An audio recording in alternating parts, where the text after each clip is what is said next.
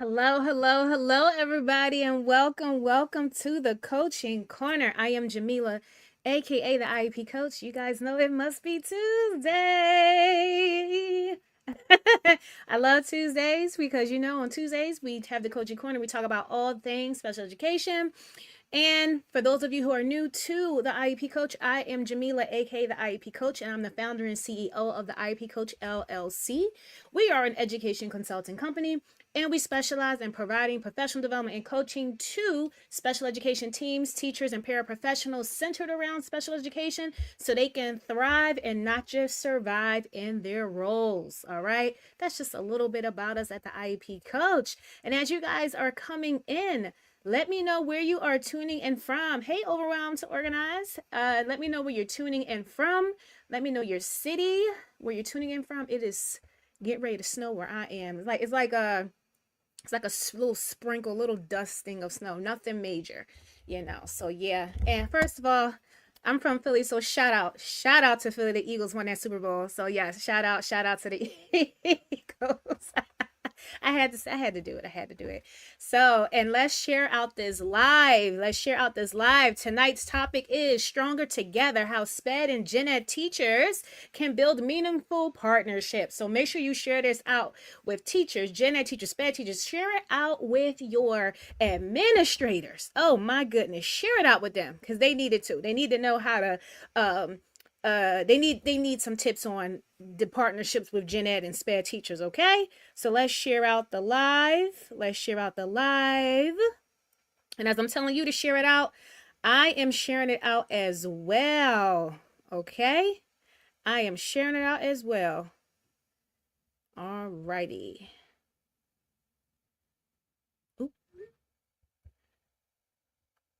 Okay, and I hope everyone is staying warm, because I felt like it got a little chillier, a little colder. I'll say not chilly, it's cold. I hope it got a little colder. So let me go ahead and share out this live. All right. And we are going live on all of our platforms. We are live on Instagram, YouTube, LinkedIn, as well as Facebook. So you can tune in on various platforms. All right. Where is my thing? I'm trying to oh, okay. Here we go. Sorry about that, guys. I'm just sharing it out on my other page. Okay. Here we go. All right. Tune in now. All righty. Okay, and before we get started, I got to remind you guys, we had some seats open up in SPEDucators Rise. SPEDucators Rise is our group coaching program specifically designed for special education teachers. So you will be getting everything. It's basically, that program is everything I wish I had when I was a special education teacher. It's the coaching I wish I had. It's the PD that I wish I had. It's the community that I wish I had when I was in the classroom. So some seats have opened up. And if you enroll by Friday, Valentine's Day, you get a 15% off bonus. So I want you to go ahead. Okay, hey, Amanda. I'm going to drop the link here in the chat for you guys to enroll. Take advantage of it. You can share it with someone who you know needs a program specifically for special education teachers. I just dropped the link. If you are on Instagram, you can click the link in our bio. All right, we got people tuning in from Brooklyn. All right, shout out to Brooklyn. Shout out to Brooklyn. So yes, SPEDucators Rise. That is that's one of our babies, and we have enrollment. We have some seats available, so take advantage right away. We start March the 6th because we start on a Thursday. That's going to be the first day of the class, and we're going to continue on to the end of the year. And when I tell you, like, we're going to be sharing some testimonials. When I tell you, like, if you're a SPED teacher and you're like, listen, I don't know how to do this. I don't know about progress monitoring. I don't know about writing IEPs. I don't know about leading IEP meetings. I need help with this. I need help. SPEDucators Rise is the place for you. So don't take advantage of it. Take advantage of this, okay? I just dropped a link. Also, subscribe to our newsletter, the IEP Insider. We just dropped our second hey, we got Florida in the house. we just released our second article for our IEP Insider, and we're specifically giving you strategies for effective co-teaching. So the IEP Insider is our newsletter, and it's on LinkedIn, and it's specifically for SPED leaders and SPED teachers because we're giving you actionable can't talk tonight actionable strategies that you can actually just take it. Here's a strategy, you can take it and apply it in your practice. Okay, because we didn't just want to just be writing, oh, you just writing articles just to write articles. I want you to be able to use the strategies, like actually be able to apply what we are sharing with you. So I'm going to share that link. Here we go to the IEP Insider. I'm going to drop that link as well. Subscribe to it, so that way once you subscribe to it, every time we drop a new article, you will be the first to get it. All right, let me make sure we don't got nothing. Okay, so, and just so you know, after we go through what we're going through, we always have time for our Q&A. Okay, so if you have questions, if it's not even, if as long as it's SPED centered, we good. It could be on this topic that we're talking about, or it could be a SPED question that you have. Okay, so tonight we are talking how SPED and Gen Ed teachers can build meaningful partnerships. Okay, whether you are co-teaching or you're not co-teaching, okay, it is extremely important for Gen Ed and SPED teachers to have a mutual respect for each other. Okay, and in some situations,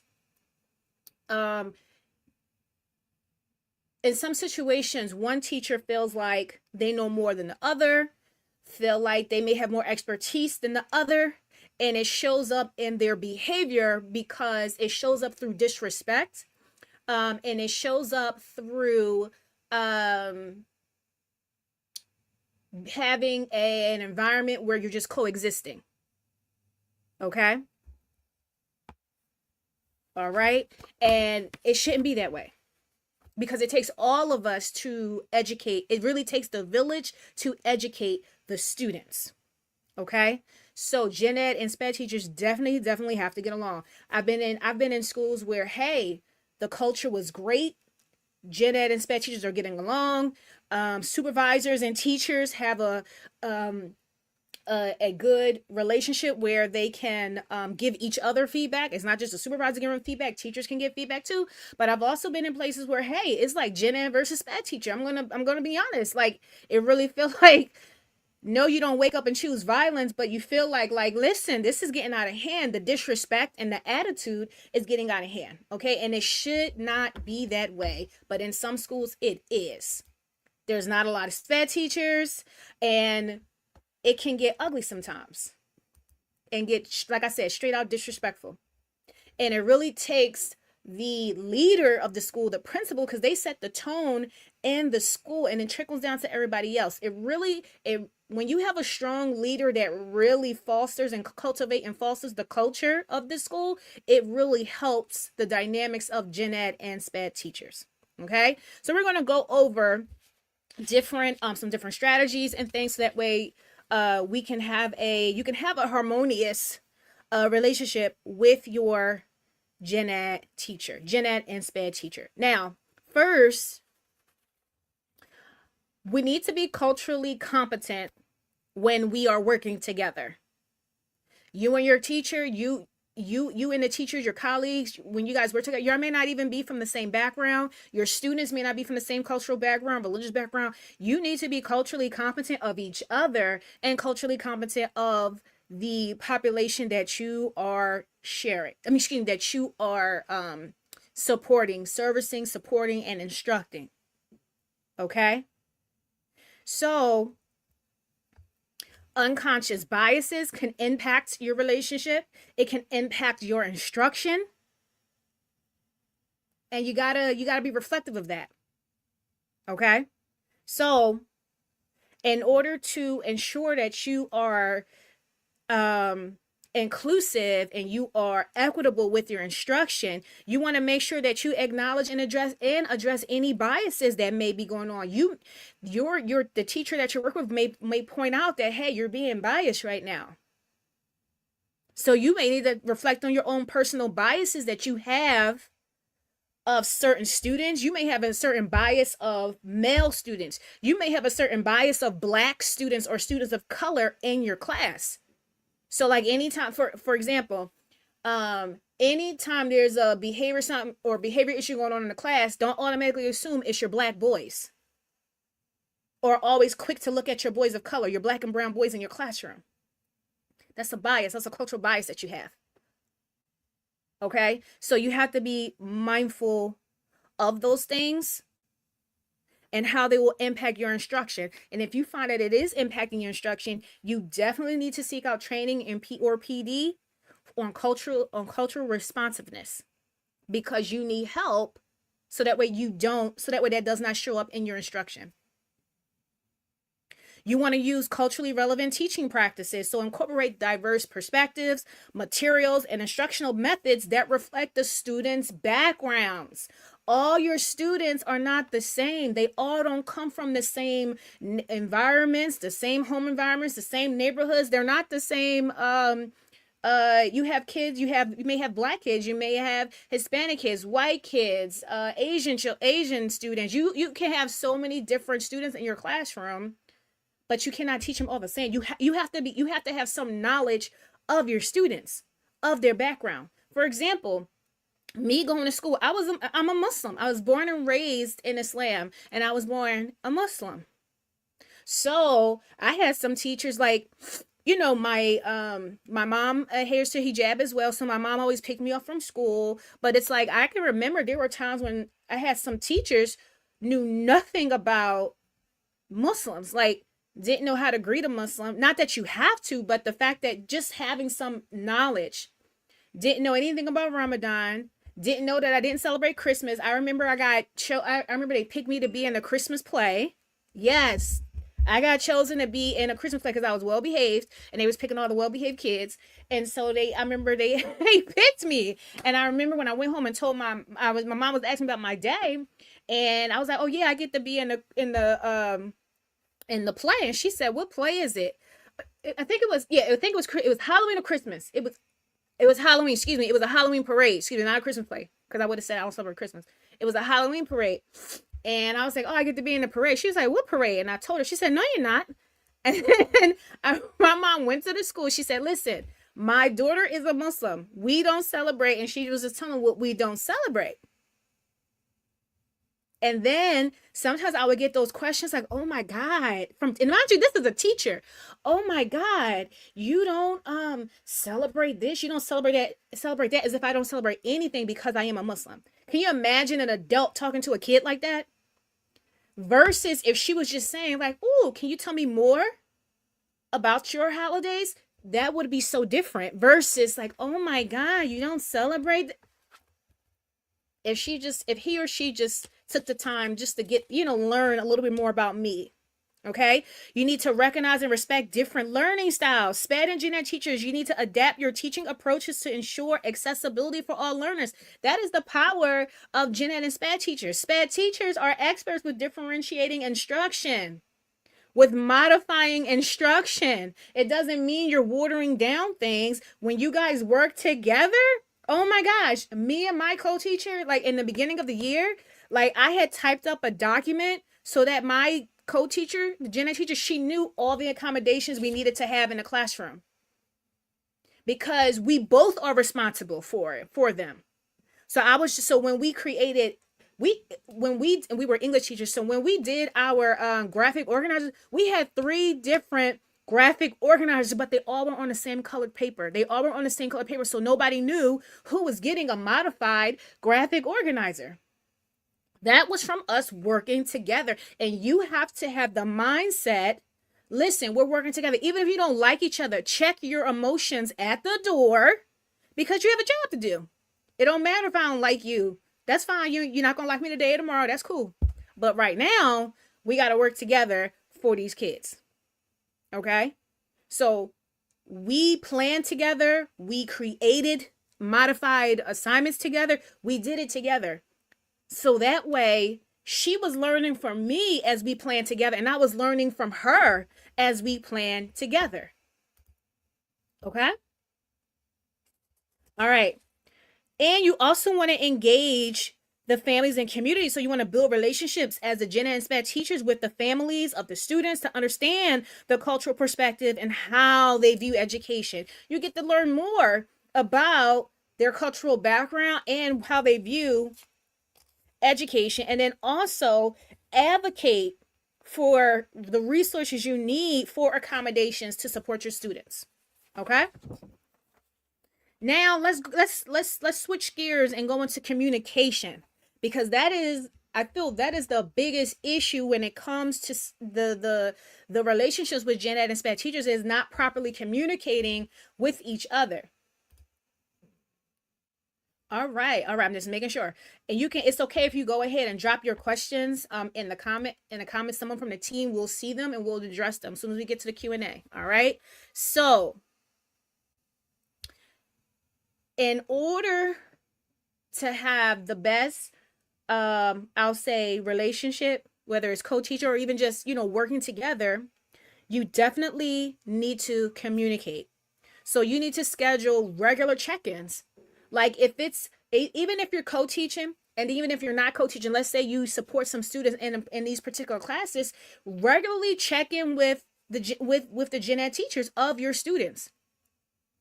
And Gen Ed teachers, you can check in with SPED teachers. So have like a regular check-in, whether it's 15 minutes once a week or twice a week, or hey, let's eat lunch together and let's talk about blase. So it could be weekly or bi-weekly meetings to discuss lesson plans, student progress, any concerns. So this way you both are on the same page. You both are aware of anything regarding the students. Okay? And you can even keep track of your communication log. Like you guys can use Trello, you can use Google Docs or a planning sheet that you both share, and then and you're sharing the student information, the student data. So again, you both are on the same page. Y'all can use an app to communicate with each other for the classes. Y'all can share Google Classroom information, put each other, you both can be in the Google Classrooms. So that way you both can have access to the students' information, comment, and share the load of the work. All right. Clarify your roles and responsibilities. Hey, like even though I'm a Gen Ed teacher, hey, this is what I'm going to do in the lesson. And then SPED teachers, you can share what you're going to do in the lesson. Hey, you may take the lead for the lesson.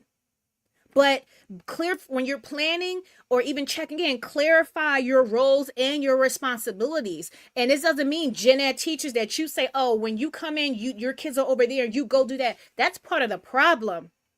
This my room and my students, and you do that and you go over there. Listen, y'all get paid by the same person. Y'all get paid by the same district. You're not their supervisor and they are not your supervisor. Have respect when you're speaking to each other. So clarify the roles and the responsibilities. And it's not like, oh, I run this and you gonna, no. It's more of, okay, for this lesson, this is the role, and this is the role that I'm going to take. This is the role you're going to take. These are our shared responsibilities. So define each teacher role in the classroom from the start: who leads, who supports, who's collecting data. And this can even go into like different types of co-teaching models. Don't do that one teach, one assist, or one teach, one observe. No. Not talking about that. I'm talking more parallel teaching, station teach, more of that. Okay? Create a safe space for open dialogue. Foster an environment where both teachers feel comfortable sharing feedback, ideas, and concerns. A lot of times you have SPED teachers like, I feel like I can't even talk. I feel like I can't even add to the lesson. I feel like I can't even contribute or give feedback. And that's the honest truth. And I've seen it because they don't feel comfortable. Because it's a lot of I and my and my. No, it's a we. It's a we. And that's the next thing. Use we language. Shift from my students to our students, our class. Even when you're introducing yourself to the class, do introduce the class to each other. Excuse me, introduce the class to each other. Introduce yourself to the class together. That's something me and teachers that I worked with, that's what we did. If I was pushing in at the time, hey everybody, let me tell you, let me introduce you to the other teacher you're gonna be working with this year. And I would come and say, hey, you're gonna see me sometimes. You're not gonna see me all the time every day, but you're gonna see me sometimes in the classroom, and this is what we're gonna be doing. It's a respect. When they had the, you know how teachers put their names on a door and I put on the board? Both of our names was on there. Both of our names were there. Both. Use that we language. Okay? All right. Then the last point I want to make is setting boundaries for a balanced partnership. Okay? You have to set boundaries. You have to set the boundary, and then you got to take the extra step. You got to enforce the boundary. Okay? It's great that you have boundaries, but if you don't enforce them, it's like, what's the point of you setting those boundaries? Okay? Yes, I love what is it? No, hold on. Navarro Reina. If I mispronounce your name, I apologize. She said, I am an instructional assistant. My teacher presented me as a co-teacher since day one. That is how it should be done. That is exactly how it should be done. Chloe Hannah _ naturally me. The power struggle is certainly a damper on the dynamics of the classroom. Yes, it can. And then when students see that, they can pick up on it and they can see the division. Oh my gosh, it could be hell for a year.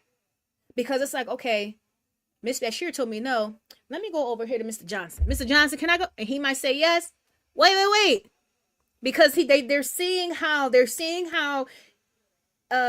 you interact with each other. They're seeing how you treat each other. You think these kids, even elementary, you might think they're not paying attention. They are. They are paying attention. And give these students more credit. They are paying attention. Even in a small group setting, these kids are paying attention and they see how you guys treat each other. They can say, oh, you must not like Miss So-and-so, or you don't like Mr. So-and-so, because they're watching your behavior. They are watching your behavior. So you have to put in time to develop your working relationship with each other. Okay. So now with the setting the boundaries, okay, this is going to help create a healthy professional relationship. Okay. And this applies to any of your colleagues, not just the teacher that you're working with. And I'll just say even in your personal life. Okay. So you want to respect each other's strengths and expertise, because you both bring strengths and expertise. You both bring valuable skills. This, and even with what she just said, she's an instructional assistant. Same thing applies to your instructional assistants. They have strengths as well. Leverage that. Use that to help you in the classroom. So, respect. Second, set clear expectations early. So early on, have clear expectations. Like, what is the ultimate goal here? What are we going to be doing? Have an upfront conversation about your teaching styles, how the workload is going to be distributed, and how do you communicate?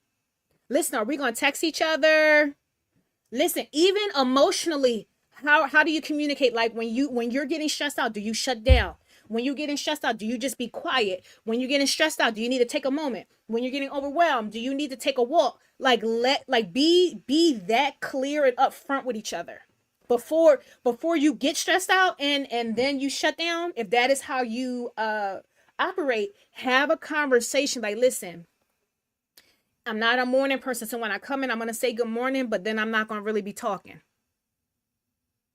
I used to tell my co-teacher, like, I'm never rude or anything. I always say good morning and all that stuff. But then I would be like this. I would say, listen, Miss Bashir has not arrived yet. She's still waking up. I used to say that. I'm not a morning person. I'm not. As the day goes on, right? And then I'll also tell her, if I'm not looking at you, it doesn't mean that I'm not listening to you. Okay? Because sometimes I may be doing something, and my coach would be talking to me, and she would think I'm not listening. I'm like, just because I'm not looking at you doesn't mean I'm not listening. So I started to make sure I respond like, really? What? So what do you like? Making sure I say certain things so she knows that I'm listening to her. But be honest about yourself. Okay? Establish office hours for collaboration. Like establish like perhaps one of your shared preps will be for planning. Hey, every Wednesday, our shared prep, we're going to plan. Okay? So make sure you set that time so you can discuss how you're going to lead lessons for the next week, how you're going to plan, who's going to do what. Okay? So that way you have that set schedule and it becomes a routine for you guys. Advocate for your support when needed. So don't hesitate to bring concerns to administration if additional planning time or resources are necessary. And when you're and also when you're doing this check-in time, also talk about how you're going to communicate with parents.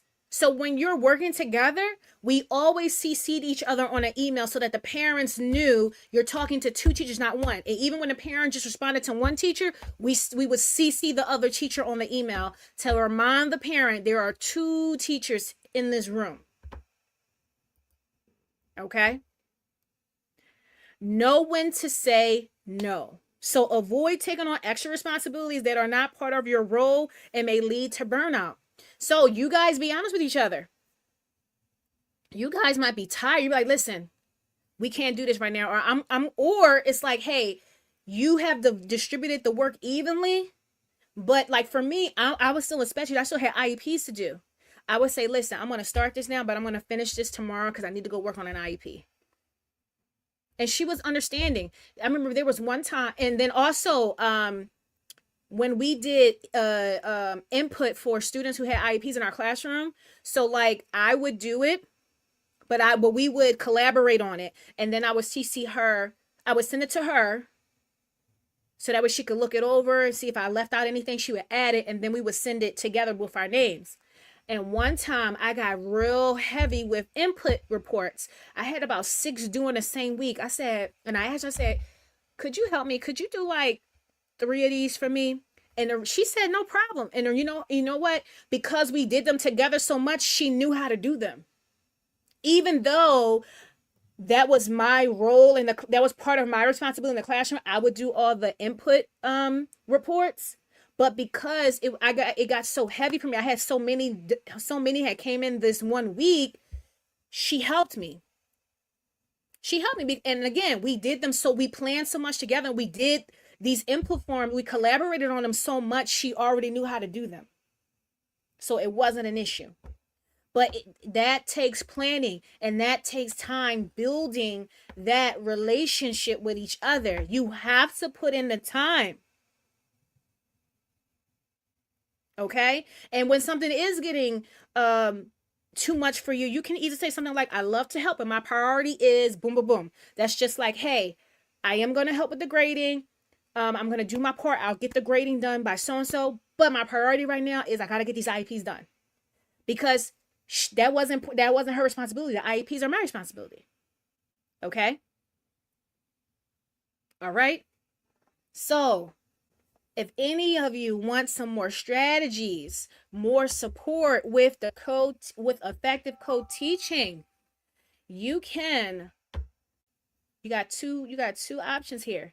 You can book a call with us at the IEP coach, and we can talk about how we can support you and your school. Or another option is you can enroll in Speducators Rise. Okay? And remember, I told you we have a bonus going on right now where you enroll by Friday, you get a 15% bonus, 15% off bonus, and the code is LOVE15. Okay? All right, now we're gonna do our Q&A. We have any questions? Any questions? Let me check to see if anybody put questions in the chat. All right. Amanda said, move my oldest son to a private school. Now I need to help my youngest. Okay. So Amanda, do they have IEPs, Amanda? Did you move your son to a does your older son have an IEP or does your younger son have an IEP? Just wondering. Let me see. Any questions? We got any questions? Any questions? Do we have any questions? I'm giving you a moment to go ahead and type out your question because I know it takes a minute to type.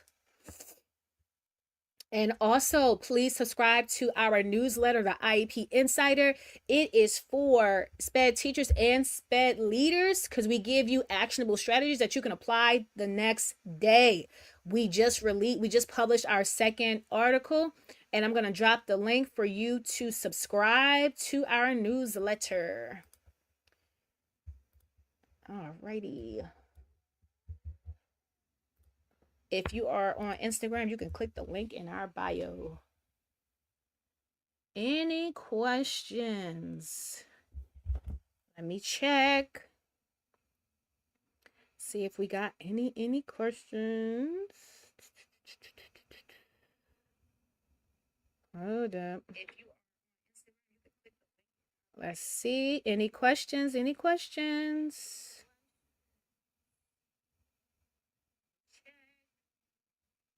Let me check one more time. Okay, I think we got a question here.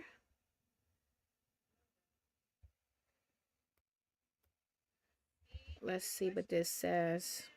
All right. Oh no, that's not a question. All right, let me check Instagram, see if we got any questions. All right, no questions. And not wait. Oops. Sorry, I had to scroll. I had to scroll up. Okay, sorry guys. All right. So Coley Hannah _naturally me. I was in the classroom for 3 months before the gen ed teacher shared 2 of the students' IEPs as well as the behavior success plans, which led to a student spiraling out of control daily. That is not best practice. That should have been the first thing that he or she shared with you, like letting you know who's in the classroom, who we're looking, like who are we supporting and how are we supporting them. This is very important. ABC Kids Learning Center, Coily Hannah _naturally me. When it could have been avoided, has the BSP been shared on day one? If the behavior support plan was shared on day one, absolutely, because then you know how the student's behavior. First of all, you know how you're going to support that student with their behavior, and then you know what the plan is. Absolutely. I like that idea. Like the saying, talk to me after I have coffee. Absolutely. I'm glad I joined. This school year has certainly made me want to leave SPED, but I like the tips. I am so sorry to hear that. Coily Hannah _naturally me.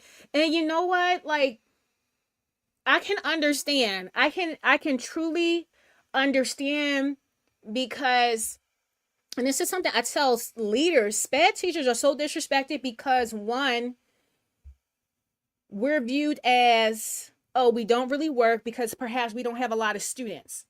But you don't understand that the one kid is like 3, 4, or 5 kids in one. So we have to have a smaller class. One, we're not just teachers, we are case managers as well.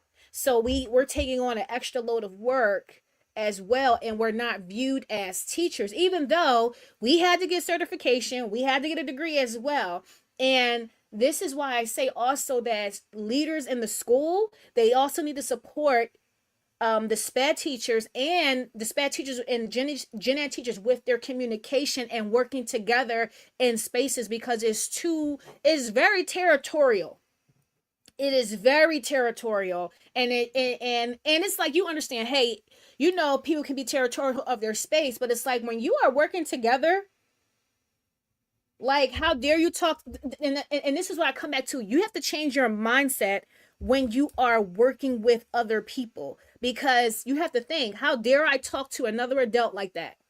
How dare I treat an adult like that? Is an adult. They have expertise as well. And they are supporting, we're working together to support the students in this space. And often I find people who bring issues like that to work and they treat SPED teachers or instructional assistants or paras like trash, it's because they're being treated like trash in their personal lives. And so their classroom is what they feel they have control of. And it's, well, this is my room. This is what you got to do. And this is what you're going to do. Your kids are over there and da, da, da, da, da. But it should not be that way. We have to work together in order for all of our students to thrive. It's not just one teacher. It's multiple teachers working together. I'm sorry you feel that way, but if you have to move on, and you know what, maybe even just going to another school, Coley, Hannah _ naturally me, sometimes you got to change your environment in order to have a better experience. And I can be a witness to that. I've had to change my work environment in order to keep that spark that I had for special education, in order to keep that passion that I had, because I didn't want a district to destroy that for me. Therefore, I had to move. I worked in the inner city. I worked in the suburbs. I even moved to another state. I am also a SPED mom, and my son was only given 30 minutes of OT per month. Is that normal? It really depends on his needs. If you feel like that is not enough, you can schedule a meeting with the OT to see like, hey, why is my son only getting 30 minutes a month? I feel like he needs 30 minutes a week. So you can schedule a meeting with the occupational therapist, and you can even request to have a new OT evaluation, so that way you can see, okay, well, what specifically are his needs, and okay, how much support can my son get? Because I feel like 30 minutes is not enough. So definitely advocate for your son, because I want to say for the most part, kids who have OT, I've seen OT once a week. I've seen that. And I want to say my students who had autism, they might have had it twice a week for 30 minutes. But it really depends on their particular needs. And I hope that answered your question.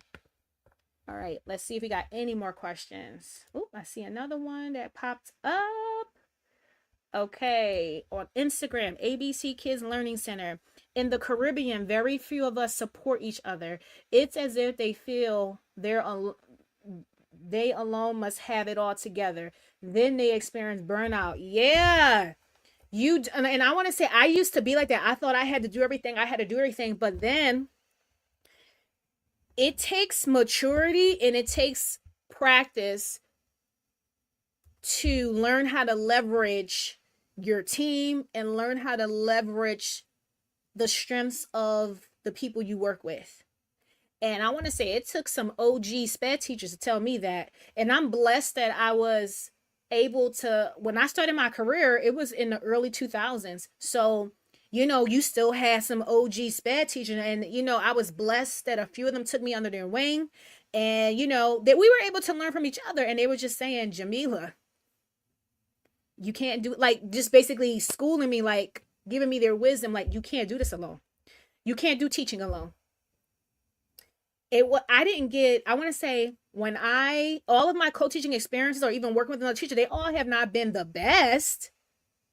And in my 20s, I was spicy. So if I felt disrespected, I definitely said something to you. But it's like, I'll say it never was to the point where I'm like, oh my God, you know what?